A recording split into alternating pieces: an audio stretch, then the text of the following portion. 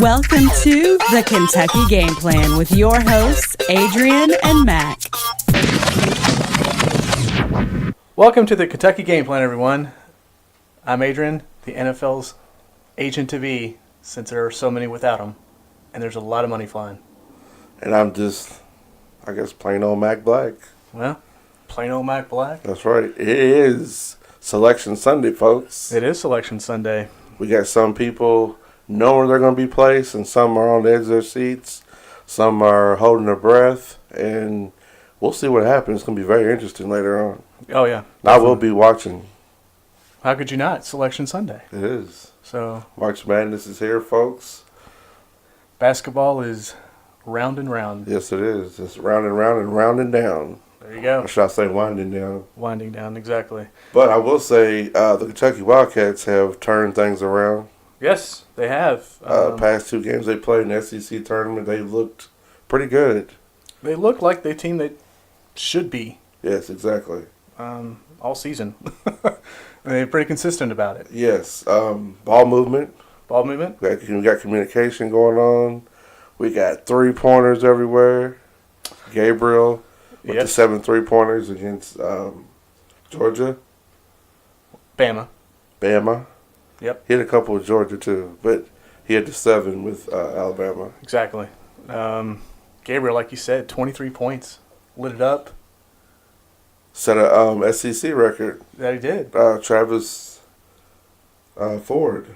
Well, he said he's actually trying to break his own record. Yeah, well. And the coach just kept telling him to shoot. So he kept shooting. That's what he was doing. He set the new record. Travis Ford had 6 3-pointers, SEC tournament game. Yep. And Gabriel came in with 7. There you go. So it was pretty impressive. And he had a career high of 23 points. Mm-hmm. Wow, 7 3-pointers. Can you imagine? Yeah, exactly. That's what I used to shoot. And some of them, weren't easy. No, like they weren't. He wasn't wide open or anything like that. I mean, it's like that wing. That's his shot. Yeah. I mean, he's at the top of the key. He was on both wings, but it's just in that left corner. He's pretty consistent. He's lethal. I mean, I've said this before. Let him shoot. Yeah. Because last season when I seen the guy playing, I was like, well, he's long, pretty athletic. He's pretty good defensively. Yeah. And he can shoot that 3 ball. So let the man shoot. Well, the coach did, and look what it got him. It got him a big win. But it's as far as winning, they have to stay consistent, but they can't rely on that 3 ball all the time. No. UK shot 60% from the field, basically, in this game. Lit it up, like you said, with the 3-pointers. They had 20 assists, so ball movement, like we said. Right. It was definitely there. It was definitely there. Communication, crashing the boards. They just looked like a team that looked like they were playing, not in despair, but looked like they were playing to show the world. Right. So, we are Kentucky. This is what we're made of. Exactly. This is how we're supposed to play. Exactly. Even though we weren't that consistent and didn't play this way all season. But, hey, guys, Big Blue Nation, this is us. We're together now. It's the big dance, so we're here. Well, they say the big dance is the biggest stage to put on a performance. And that they did. So. I mean, they haven't been a 4th seed since 2009 when Cal first come in. So being a 4th seed, I think they play pretty impressive. Tennessee, yeah, that's who they're playing. SEC Championship. So that should be a very good game. Tennessee looked very good offensively and defensively yesterday against Arkansas. They did. UK lost twice to this Tennessee team. Lost already. by 2 at Rupp. Lost by 2 at Rupp. I think it lost 11 on the road, I want to say. So this game here is very important, not just to bring home, another SEC title, but to beat Tennessee. To beat Tennessee and they should have beat them anyways. Well, to get that high seed also in the SEC. Right. I mean, not the SEC, but the NCAA tournament. Exactly. If you win, your championship, especially the SEC championship, you're going to be placed up there. And this team is playing like they should be placed up there. They are. Because really, my honest opinion, coming into this SEC tournament, I saw UK as like a 7 or 8 seed. Right. The way they're playing now, I can see them as a 4 seed. I think 4 is pretty fair. especially if they win the SEC tournament. Considering, Yeah. the games that they dropped or shouldn't have dropped, and then coming in starting to turn things around and play like, they want to be in the tournament. Before the Tennessee game, UK's finished 23-10 on the season. Yeah. 10-8 SEC play. A lot of those games they should have not lost. No. And they're 23-10 as of now. Exactly. I think with Big Blue Nation, following them, because how the crowd likes to, support their team and travel. Well, UK always travels well. I don't care if it's football, volleyball, Right. basketball, baseball. The fans travel well for UK, no matter what. And that's just a boost of confidence for them. Oh, yeah. They got their fans out there rooting for them and just, drop everything and just follow them. Exactly. Bama, their man, Sexton, 21 points, 5 rebounds. Yeah, he had a good game. And Petty with 18 points. Yeah, he did. He put on a show. Nobody else, minus Petty, seemed like they wanted to really be there. Alabama came out charged up. They came out charged up, but it fizzled quick. Right. It fizzled quick. Because they got the lead cut down, and Kentucky just came out and just that second half was, played like Kentucky's supposed to play. Like I mentioned, 20 assists in this game for UK, only 10 turnovers. That's the way they got to play. Right. 10 turnovers or less. That makes all the difference. It's the basically turnovers. 5.5. Let's just, cut it down to that.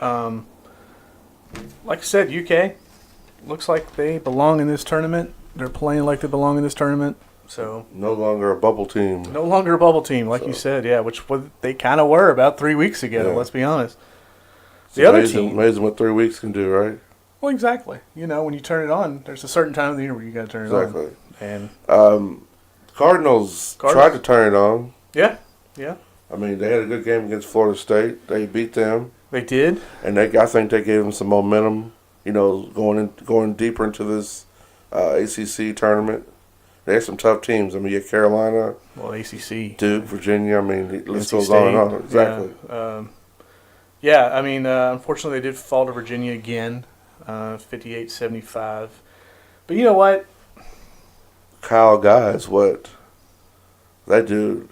Yeah, that dude's 19 points. I mean, it's like he's so small and quick. He'll drive through the lane and he's weaving around the big guys, and all you see is like arms flying at him. But that ball goes right in the hoop. He's got that floater. He's got that layup and other little trick shots he does. He's very, very fun to watch. He is. He is kind of the offensive lightning rod for this Virginia defensive-minded team. Definitely. Finished 19 points, 7 rebounds, like you said. He's really, really fun to watch. I don't care if you're a Virginia fan or not. Right. This dude can put on a show no matter what stage. And from behind the arc, too, can light it up. Yeah, exactly. So he's got an all-around game going on. U of L's finished 20-13 on the season, 9-9 in ACC play. And that's so bad, but, we would expect a lot more. 500. So Right. With all the stuff going on with U of L basketball and all the commotion and all the drama that's been going on for the last 2 or 3 years, let's just be honest. This plague that team. It's like they got that black cloud hanging over them. It is, but they just keep pushing. Yeah. They keep pushing. You have to. You can't sit there and just sit in that mood and just be like, hey, well, they took our banner down, they fired our coach and, they find our us, this and AD. that. So it's like, what do? Do we sit here and mope, or do we go out here and play and try to get better and move on? Exactly. That's what you got to do. Sometimes you got to find your niche, which is basketball for them. And they have came out some games and looked like an unstoppable ACC team. Right. And then some games they come out so flat. But in this game against Virginia, Spalding, the high man, 16 points, 6 rebounds. Adele showed up with 13 points. Yeah. And VJ King with 11. Like you mentioned, Guy, 19 points, 7 rebounds. Hall with 14 points, 5 assists. And Jerome, 11 points. I'll bring up something with this Virginia team, especially this Virginia coach. He was actually up for a contract extension, and he turned it down. Wow. He said, I don't really need the money. I'm getting paid $3 million, a year. I'm fine. My family's fine. let's put all this money that you're going to give me, basically, into my assistants, into the athletic department, into the funding of education. What a guy. So he basically turned down a contract extension, which is going to pay him roughly about $6 million a year, and said, no, It's like double what he's getting now. don't really need it. I'm already a millionaire. I'm good. So Stand-up guy. stand-up guy, yeah. So They held Louisville at 36.7% in shooting. yeah, that's not good. Goes to show you they don't just have an offensive team. They have a great defensive team as well. Yes, Virginia. I think there's going to be a lot of guys going through Virginia that are going to kind of be, I want to say no names, but they're going to be kind of like, once they get to the next level of the NBA, you're going to be kind of like, where did this guy come from again? Right. Why is this guy like lighting it up? Then you go back and look. Oh, Virginia. Oh, yeah, this guy came from Virginia. Exactly. He was there for, 3 years, whatever. And, yeah, I mean, such a good team overall. I mean, I could really see this team going to the championship game. Oh, yeah, definitely. No, Hold on. what's that? Virginia, North Carolina. We can't leave that out. Can't. They defeated North Carolina last night. And it was a game. 71-63. Great game. Carolina just looked tired.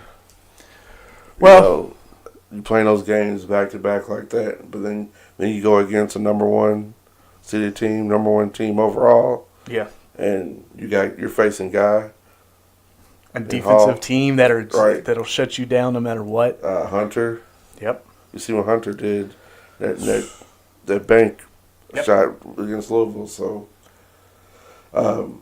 Carolina just looked tired, flat out. I mean, they were hanging with them, and then once Virginia gets going and they crank it offense up, it's not much they could do. Well, that's the thing. It seems like with this, like I said, this Virginia team, man, they kind of give you jabs.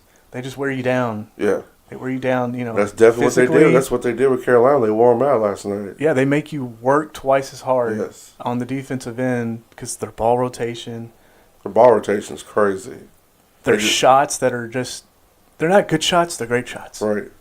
Like they're the high percentage shots, which is what makes you work on the defensive end. Yep. So when you get to that offensive end, shot clock violation, turnover. Exactly. So, yeah. Barry had a pretty good game. He had a couple of threes that kept him in. May, he kind of came on late, which I think if he had been a little bit more involved earlier. He was, but then they kind of took him out. Yeah. They took him out. They know what to do, Virginia. They know what to do defensively. Smart team. Very smart team. That's the epitome of playing smart basketball.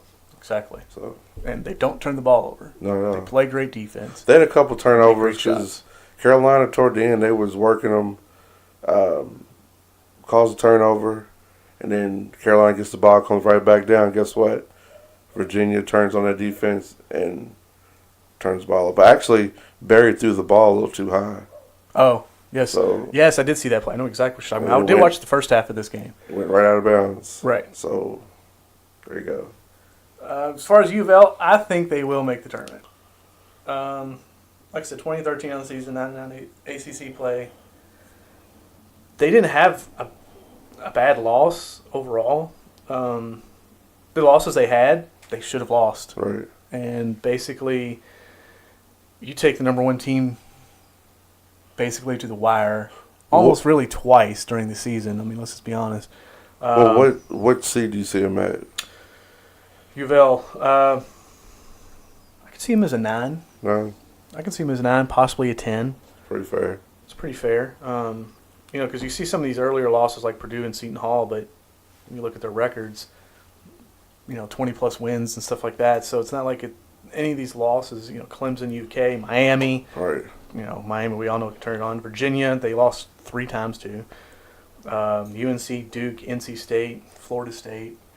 All teams that deserve to be in the tournament, let's just be honest. I mean, I can really see them getting a 9, possibly an 8. Well, we'll definitely see here later.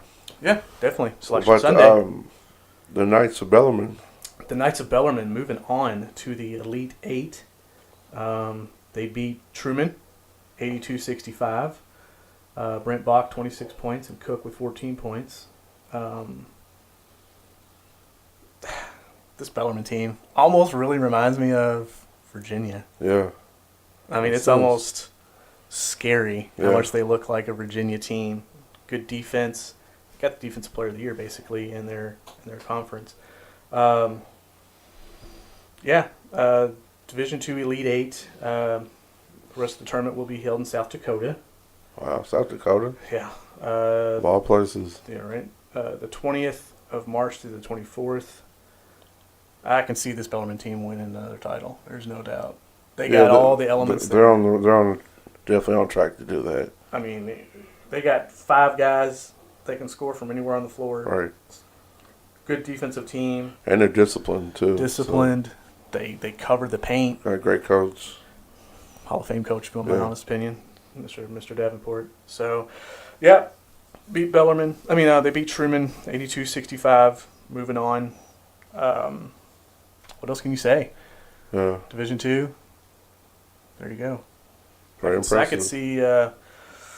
could see 2 of these guys, possibly second-round draft picks. Not unheard of. Not unheard of. No, they can definitely move the ball. The rumor is, Yes. well, not really a rumor, but it's out. Patino wants to coach again. Yes. Which I kind of knew, and I'm sure you kind of knew, and everybody else kind of knew that he just needed a little time to himself. Yeah, a little time away. Yeah. Yeah. Considering everything that's happened. Wants to coach again. Still has the itch. Mm-hmm. Still has the itch. What do you think of that? From what I read, he's willing to coach almost anywhere in college basketball or the NBA. So any level. Minus high school. But, yeah, college or NBA, he has the itch. He wants to teach. He still has the drive to coach, which when you're a coach, you're always going to be a coach. Right. I don't care if you do it for 10 years or if you do it for 35 years. Right. You're a coach. That's what you do. That's how everybody's always going to view you as a coach. Exactly. He's a Hall of Fame coach. There's no doubt about it. I mean, 2 titles, Final Four appearances. Right. He has the link, obviously, to the NBA. He's always had that. Can I see him coaching again?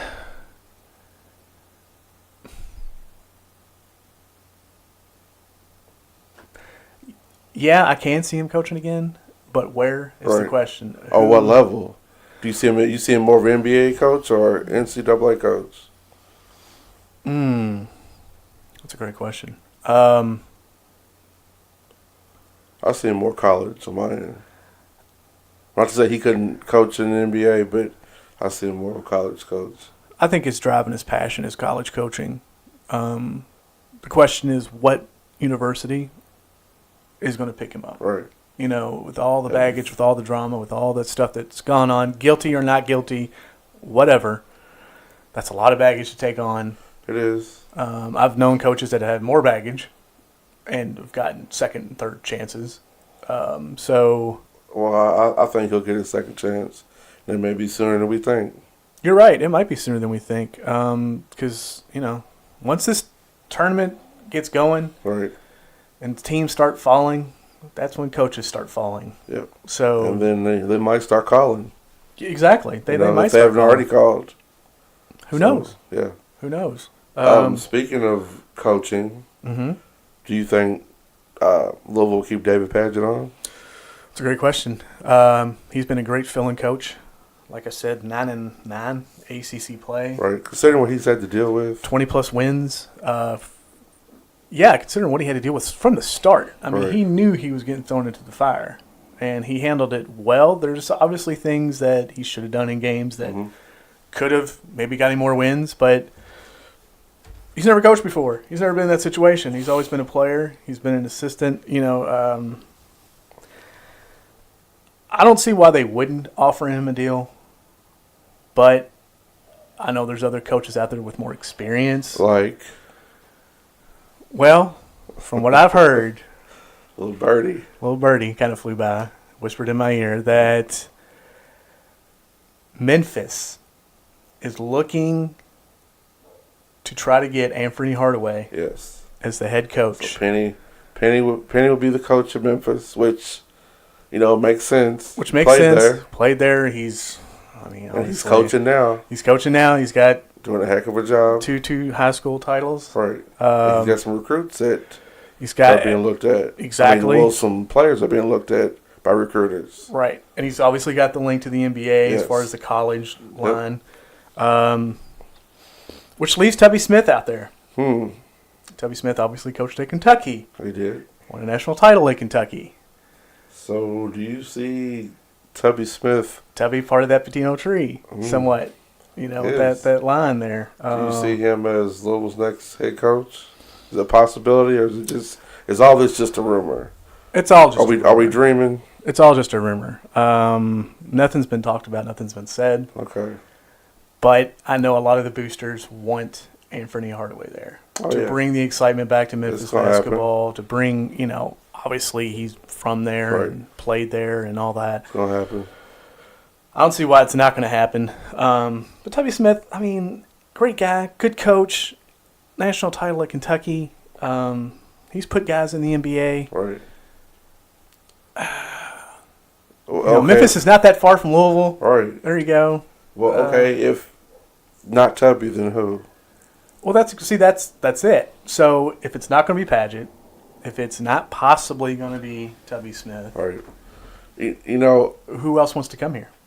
Whoever takes this job, if they don't hire Padgett back on as coach, right? You have to realize what you're getting into. Exactly. You went through the whole punishment with the hooker scandal. Mm-hmm. We all know about that. Right. We know about the banner coming down, and they sanctioned themselves or took themselves out of the tournament. Exactly. But what about the other punishment that's to come? That's up in the air. I'm saying as a coach coming in, you have to look at that. Okay, well, what are they gonna slap on us? If I come in here and take this job at Louisville, what's next? You're right. What penalties am I going to be facing? Exactly. As a coach, and what's my team going to have to go through? And what are you going to have to go through as far as trying to get some recruits in here and trying to get them to stay? Exactly. Because now that's a very tough situation. Louisville's under the microscope for the next decade. Yeah. There's no doubt about it. NCAA, FBI, everything. Right. You're microscoped. I don't know. It's going to be very interesting for real. Yeah, it is going to be interesting. I can see David Padgett staying overall. Like I said, he's done a great job. 20-plus wins. Because, they're going to make the tournament. So I don't see why they're... But he feels that they're one of the best 60-some teams. Yeah. No, I'll give you, they're definitely within the top 60-something teams. Yeah, there's no doubt about that. And they got a great front court with Mahmoud and Nadell and Spalding. Right. It's just the backcourt is just so inconsistent. And really to make it in this tournament, further and further in this tournament. You got to have that backcourt. You got to have a backcourt that's consistent and that shows up. Right. Because that's what it's about, showing up. Just because you made the dance doesn't mean it's going to get you the title. No, definitely not. What about the whole thing? How do you feel about the whole thing with Louisville getting the NBA team? We've heard all this in the past. I think we had our chance at one point and twice. Okay, twice. Yeah. And didn't happen. Right. And there were a couple of voices, should I say, or people that kind of stopped that. And we just talked about one of them. They're gone. Right. 'Cause I felt like Patino didn't want NBA team here. He felt like Louisville wasn't ready for it. Right. How do you feel about, you get some investors involved here, some new investors, some new people looking to, really seriously think about bringing an NBA team? I think it'd be great. We need it. I think it's a great thing, first off. Like I said, twice it's been rumored over the last 12, 15 years, I want to say. The Houston Rockets were kind of up in the air to come here.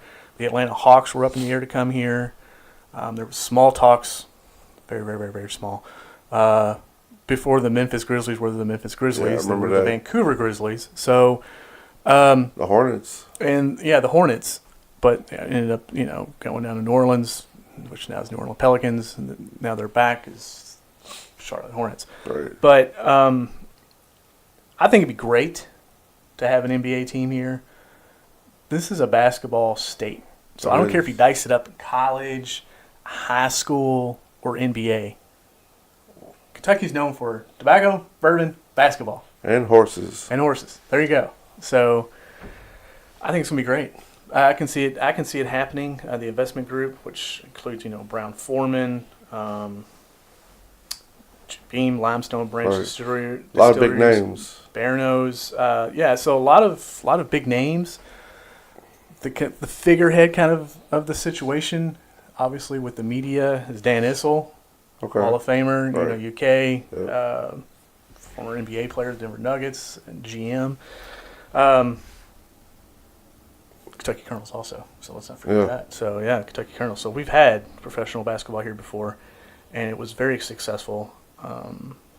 The group needs $1.4 billion for this to happen. Wow. $1.4 billion. Should we write a check? If you want to write that check, go ahead. No, us. Us. As a group. Oh, now it's us. Okay. As a group. That was a group. Sam, are you down? Sam's always down. Okay. She loves basketball. You kidding me? Awesome. Right we got now, her support. The group is that the game played with the white ball or the brown ball? See, she's got it down. Okay. There you go. $750 we don't need our grand. $750 grand is what they got right now, basically, in this investment. If this does go down, 2024 is the year. Not far away. It's not that far. It really isn't. It's 6 years, but 5 years goes in a blink. So, we'll have to get some tickets. Right now, every NBA team that is running, every NBA team right now is worth $1 billion. Not hard to believe. So, even the small market teams. Not hard Your to Indiana believe. Pacers, your Memphis Grizzlies, your small market team, they're even worth $1 billion. Louisville has been ranked number 1 in ESPN market for college basketball for 15 straight years in broadcasting. 15 straight, number 1. There you go. Not surprised by that either. No. Another team that is expected to be on this expansion, the Seattle Sonics. Ooh, I can't. They need to bring them back. The investment group out there is. If I could bring them back tomorrow, I would. Oh yeah, the investment groups that are out there that are talking to do this, and Well, they've been in talks for a while. they have been, and Gary Payton is their figurehead Exactly. For that. I can see that happening without a doubt. Also in 2024, if we don't come up with that $1 billion, well, 1.4, 2024, the Pelicans contract is up at their arena. So maybe a relocation situation. So we can see the Pelicans there? It's possible. Wow. So there you go. Mr. Richard Sherman. NFL. Yeah, NFL. A lot of deals going on. Jesus, where do we start? The Browns is making trades left and right. They got their quarterback, Tyrod Taylor from the Bills, wide receiver Jarvis Landry from the Dolphins. They got a lot of draft picks they've been shifting guys around with. The Rams making their deals with the Broncos and the Chiefs to bring in defensive backs, Marcus Peters, Keeb Talib. Wow. The Eagles made a deal. Obviously, they cut Vinny Curry, defensive end, which is $9 million. They cut him. They traded for defensive end Michael Bennett. Seahawks cut Sherman. 2 days later, Sherman gets signed with the 49ers. 49ers. Yeah. That was quick. Very, very, very, very quick. And NFL ain't playing around with these trades. No, they're not. It'll be a very interesting season coming up. Things around town. March 16th, Bone Thugs and Harmony, Mercury Ballroom. Also, Victor Victoria play put on by Pandora Productions, March 15th to the 25th at the Henry Clay Building. And Looking for Lilith, the patron saint of losing sleep at the Mex, runs March 15th through the 24th. Lots of exciting stuff. Lots of exciting stuff. That wraps up our Selection Sunday. There you go. I want to thank everyone for listening to the Kentucky Game Plan. And do not forget to keep up with us on Instagram at @the_KY_game plan, at Facebook at the Kentucky.gameplan and Twitter at the KY Game Plan. Speaking of following us, Mac, we had a contest. Click it to win it. Uh-oh. Yep. We got our winner. Congratulations. Chuck Jones. Oh, wow. Congrats. Yeah, Chuck Jones is our winner. And what does he for win? 2 mugs. Nice. The Kentucky Game Plan mugs. Speaking of other things, be on the lookout through Instagram and Twitter and Facebook, because we will have more contests that you can win stuff through us. Sounds exciting. For free. All right. So there you go. I'm Adrian Smith. And I'm Mac Black. Thank you for listening to Kentucky Game Plan.